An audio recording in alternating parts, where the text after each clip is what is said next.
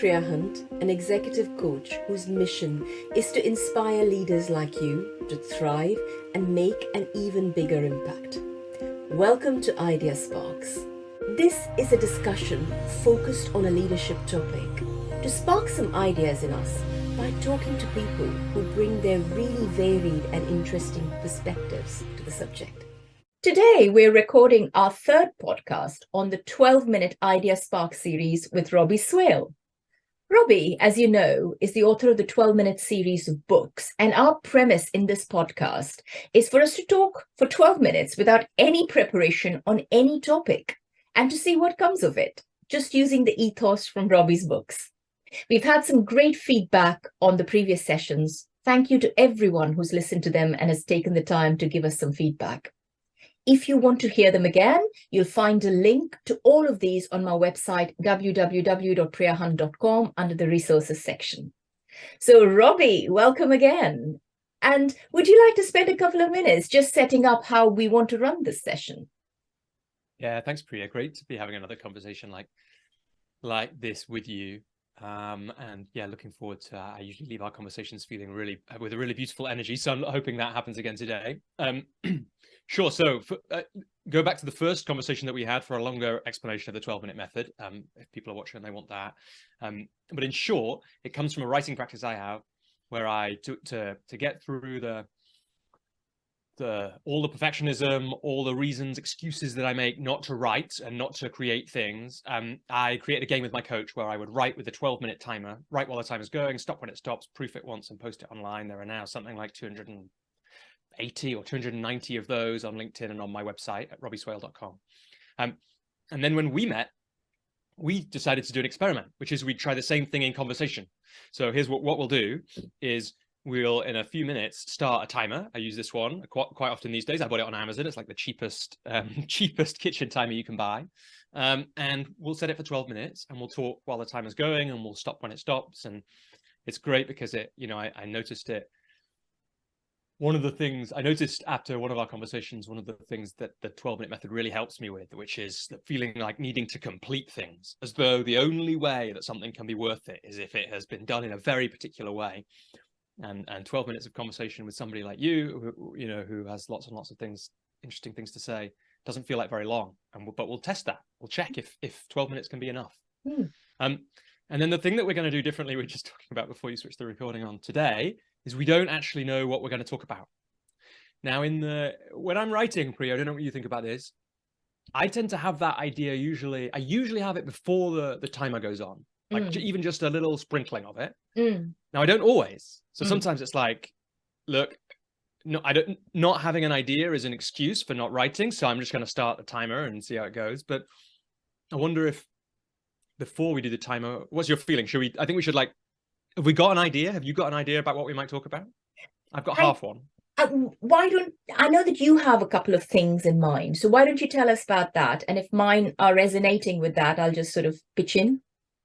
Yeah, it's really, I did say I had a couple of ideas. I think it's like half an idea really, which is something about, maybe it's this thing that we're doing right now, actually. It's something about like, how do we choose what to create or what to, where to take our business or where to take our lives? Like, how do we make those choices? So that's one of the things that I've got in my mind. What's your reflection, or what have you got in your mind? I love that. And the reason I love that is the timing of it. And I know people have really different ideas about New Year resolutions, goals, etc. And should you be doing that all through your life rather than on a particular arbitrary date? But I just think it's this time of the year. And it's a great time for us to think about, how do we arrive at where do we want to go? How do we think about the next steps in some way? That sounds like a great one to me. Nice. So shall I set the timer? Go for it. Okay, I don't know if the mic will pick it up when it goes off, but I'll tell you if not. There's like a beeping sound, and there is the start. Yeah. How do you, if we slow down, Priya, if that's the topic, how do we, here's what comes up for me. In fact, here's what started to come up as you were just speaking then. It's an interesting thing about humans, probably just humans, possibly in the whole universe, that we get a choice. Like we have this thing, attention, and we choose where we put it. Mm. And you're right, like there's this incredibly arbitrary in some ways and yet incredibly wonderful in others societal agreement that the year counts for something. Yeah. And so something can happen in January, or something does happen in January, which often, and December, Yeah. at the starting and the ending. Yeah. It's not a real, in some ways it's not a real ending, although there is some attachment to, I guess, to cycles around the sun because of the shortest day. But there's this arbitrary thing where a lot of people, or collectively, we make choices at this time of year. Yeah. And we get to do that consciously. Yeah. Yeah. And I quite like it because I think winter and the solstice, as we talk about it, is for me a time of introspection. I mean, a lot of animals go and hibernate at this point in time. So I just think it's such a beautiful time to look inside, to just reflect. How have things been so far? And then look ahead. What do we want to do? And I don't really mind what people call it. You call it a goal, you call it aspirations, you call it how do I want to feel in the next year, or you call it a resolution, whatever. And if you don't like any of those, don't call them anything like that. But I just think it's just such a beautiful time to just stop and reflect. And I love that just for that reason. Mm. Yeah, it doesn't matter. I guess what you're doing now, you did a really nice thing, which is we can get hung up on names and all that kind of thing. I guess I feel like it was that first thought I had when you were talking, and I tried to explain it once already, and I'm gonna have another go, which is, yeah, we have the ability to just point ourselves at things, whether it's like a relationship in our life, or a thought, or a way of thinking, or a quality we want to have, or like a really specific goal, or a resolution or whatever. Like we have that ability, humans, to point ourselves at something. And then there's this really important thing, which or to not point ourselves at something.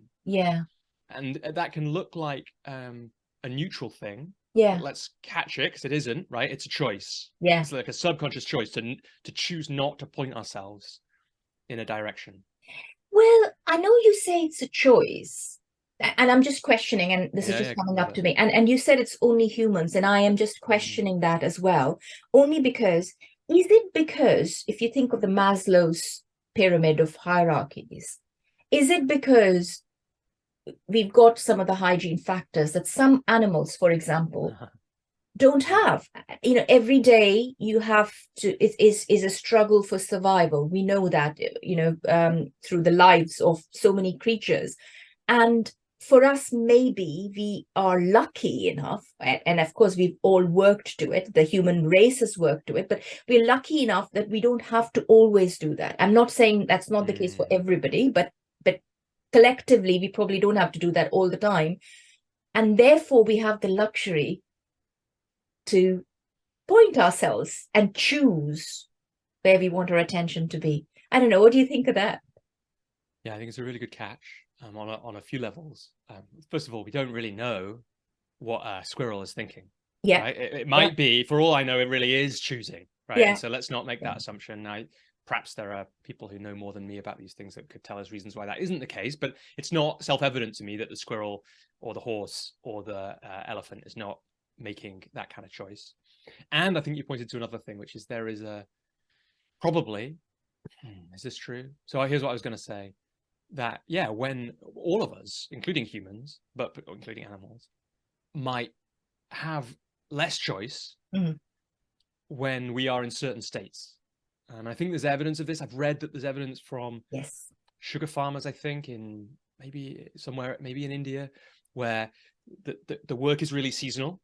And so at some points in the year, they are wealthy. And so they don't have, all their money comes in. They don't have to worry about that kind of thing. And at that point, for example, this is the incredible bit, they make literally better decisions on a verbal reasoning test than they do at the point where resources are scarce. Wow. So that's like in a way proof of Maslow's hierarchy and the impact that it has and how we do that in some ways, I guess. And so we want to be really careful with that assertion that I made, that we always have that choice. And then we want to say, I think for this conversation, we want to let go of that stuff, probably. Well, it Yeah. depends. We get a choice. Like my intuition, Yeah. that frame that I gave was, how do we choose? Yeah. And so we want to acknowledge that it's not all moments, not all moments is it equally easy to choose. Yeah. Or a single human, or across humanity, Yeah. or across like the natural world. And yet in these moments, some of us do have a choice. Yeah. This time of year in particular. Yeah. And then the question is, how do we choose? Yeah. Yeah. What do you notice as I say that? I agree. Let's let go of that, but it's a really good point to have acknowledged. And I think there is something very interesting about how do we choose. So can I share my experience? And funny enough, when I was thinking about my year ahead, and I did a bit of thinking, sitting in my office, my table, looking at my calendar, thinking of various things, writing in my journal. And then I said, no, I really want to go. I live in the countryside. There's a really lovely walk to the river, and I want to go there. There is something about that environment where the right thing will surface. Now, I was quite curious about that because you said something, I think, earlier, which is something similar about what surfaces. And there is something about the environment and connecting with nature, to me, where I do think that's really important, and we probably don't pay enough attention to that. Yeah, a really interesting thing just happened for me. I had my energy's a bit, I was saying to you, I'm a little bit ill, or I'm at the end of quite a heavy virus. And this morning, I had quite a lot of time, but my energy wasn't like, I didn't have focus. But it wasn't, I was listening for it. Like I was trying not to force it. I was listening, and I went for a walk. That's literally what I did. And then I came back, and in the last 45 minutes before we spoke, I did it was a really interesting and very clear thing that emerged from that separation. One of the things I think I would point to in this is, one of the ways to choose where to point ourselves is thinking, rational, strategic thinking. Like, it would be smart for me to focus on learning this thing this year, so that kind of thing. And that's one way to choose, but it's not the only way to choose. And another way to choose is to go and sit by a river and see what emerges in that frame again. Like, what is the thing? And it was so obvious to me, walking. I wasn't out for very long, half an hour into the fields just over here. And then it was very, very clear and obvious to me what to spend my time on in the 45 minutes. Well, or what the most interesting or important thing for me to spend my time on next was. And it turned out it took less than the 45 minutes I had before we were speaking. But there's another thing that comes to me when you're saying that, and this might sound too woo-woo to a few people, right? So it's like, what are you talking about? I don't have the time to do this. And you may be right. But the problem is, if you're not connecting to yourself and you're trying to force it in as a tick box activity, it is not going to work, is it? Because your mind is not really connected, because your mind is whizzing around. Whereas if you're actually listening to yourself, you're calmer when it comes to your breathing, you're calmer so this is neuroscience evidence that when you breathe differently, different parts of the mind get engaged. You have different electrical impulses in your mind. So it's the alpha, the theta, everything is sort of at a different stage and a different level of calmness. So I think there's something about that breathing and that calmness and not thinking very fast, and you're connecting. If you're able to do that, that's when these insights arise from within you. They're not going to just arise if you're just sort of busy with calls, stopping everything, just going out for a walk, thinking, okay, I'm just going to try and, push this in just for the sake of it. I mean, they still might, but I feel you're likely to get much deeper insights when you're in a calmer state of mind. Is that fair? Yeah, I think so. I think it's like, I think I would say if you can squeeze in a 15-minute, if you're on calls back to back all day and can squeeze in a 15-minute walk, do squeeze in the walk, right? Yeah. And yeah. It's this like, I was reading 4,000 Weeks by Oliver Burkeman at the end of last year, and he really thinks that the obsession with busyness, the unwillingness to slow down, is this way of kidding ourselves that we can do everything. And the truth is, we just can't do everything. And therefore, one of the most important things is how we choose. because we are always choosing. Mm. And I think one of the things you're talking about there, you're talking about a few things that I can hear, but one of them is taking this time to slow down and connect to the right things so that you can make the right choices, or connect to the right things, or, use your life in the right way. And my old coach, Rich, he used to talk about it, slow down to speed up. Right? That's the thing, really. Now, I don't think it's quite got it, because it's like, it's not really speed up.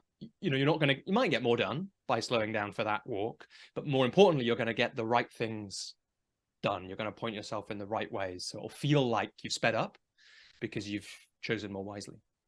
You know, what came to me when you said that was to slow down to make more progress. Yeah, so that's a nice way to say it. Yeah. You go in the direction you really want to go. Otherwise, you're all over the place. And there is something about, I guess this is one of the things, it doesn't come naturally to anybody, but it doesn't come to me at all. I work at crazy pace. So it's a conscious effort to try and slow down. And I'm just wondering, how many of us actually just do that and just try and be and not do all the time. Yeah, it feels like our society in this country, at least, is geared to getting a lot done fast. Like, that's the story, that success and everything comes from that. And there's the timer. And I guess that what we're saying is, it's not just that. No. At least, right? There's some benefit to be had from the walk down to the river. When it comes to making the right choices. It's funny. I mean, I know we probably haven't explored this topic as much as we'd have liked to in the time, but well, Priya, I think that's like because we had a time. Right? Exactly. But that's fine. But I think one of the things that I'm taking away from it is, A, it's a choice. B, if you are to make it a conscious choice, at times it's better to just slow down and connect, whether it's with yourself, with others, with your thoughts, with nature, whatever that might be. And then, trust in what arises. And that might help you speed up, as your friend said. Yeah, it's a beautiful summary. And it's like, I kind of know what you mean. Like, we didn't explore it as much as we wanted. I suppose both of us have thought about choice in different ways a lot. And so there was a lot of places that we could have branched off in different ways. But I think it's beautiful. Like, I really, like in our previous conversations, I've really enjoyed, just the chance to jump in, play, and see what gets covered when two people do that. So thank you for that. And thank you for also, this method. One of the things I'm noticing in the method is one of the things that makes both you and me uncomfortable, and I can sense it, is the fact that we want to talk so much more about this. We want to, want to take the conversation for a longer period. And the fact that we're not going to do that. We are handshaking to say we're not going to do that. And I think it's quite a good discipline for us to get into the habit of, because a lot of times that'll help us overcome our perfectionism in some ways. Yeah, I think as you're saying that, I've thought about, I think it's an exercise in, this is enough.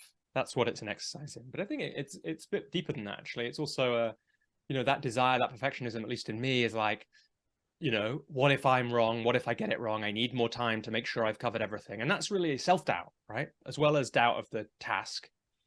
It's also, I'm just catching that in some ways it's an exercise in, we're enough, Priya. Just like us talking for 12 minutes is perfect. And that's enough. And then we get to find that out by listening back and hearing what other people think as well. Lovely. Thank you so much again, Robbie. Thank you so much for making the time and for introducing me to this method, which I really love. And if you're listening to this podcast and if you've come up, if our conversation has sparked something in your head, do share that with us. We'd really love to know, and we'd love to see what this has created. Thank you very much.